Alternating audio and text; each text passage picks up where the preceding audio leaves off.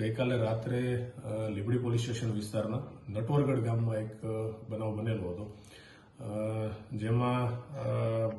જે ફરિયાદી છે કરમશીભાઈ ઝીણાભાઈ કાલિયા, એમના અને એમના પુત્ર અને સાથે એક ઘટના બનેલી હતી, જેમાં એમનો પુત્ર જે છે આદર્શ કરમશીભાઈ કાલિયા એ પોતે જે છે ગામના છોકરાઓને આ રીતે રનિંગની પ્રેક્ટિસ કરાવતો હોય અને ત્યાં એ દરમિયાન એમના કાકા, આ જે મરણ જનાર આદર્શભાઈ છે એમના કાકા સંજયભાઈનો દીકરો જે પોતે સગીરભાઈનો છે અને આ આદર્શ સાથે એમને કંઈ નાના મોટી બોલાચાલી થયેલી હોય, તો એ બાબતે જ્યારે આ આદર્શ અને કરમશીભાઈ બંને એના આ બે બાપ દીકરો પોતાના કાકાના ઘરે એટલે કે સંજયભાઈના ઘરે એમના ભત્રીજાને સમજાવવા માટે થઈને ગયેલા, તો આ સામાન્ય બાબતમાં ઉશ્કેરાઈ જઈ અને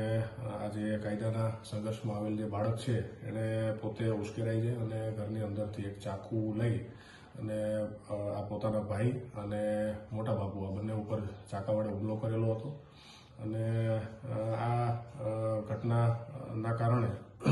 જે આદર્શ કરમશીભાઈ કાલિયા છે એને ગંભીર ઇજાઓ પહોંચેલી હતી અને સારવાર દરમિયાન તેનું જે છે એ સુરેન્દ્રનગર ખાતે હોસ્પિટલમાં એનું મૃત્યુ નિપજેલ છે. અને જે કરમશીભાઈ ઝીણાભાઈ કાલિયા છે એમને પણ ગંભીર ઇજાઓ થયેલી છે. આ ઘટનાને ધ્યાને લઈ અને લીંબડી પોલીસ દ્વારા જે સહાયક કરમશીભાઈ છે એમની ફરિયાદ લઈ અને BNSની કલમ 103(1), 109(1), 352, 351, 115(2) અને GP એક્ટની 135 કલમ મુજબ જે છે ગુનો દાખલ કરી અને આરોપીની શોધખોળ માટે થઈ અને હાલ જે છે એ તપાસ હાથ ધરવામાં આવી છે.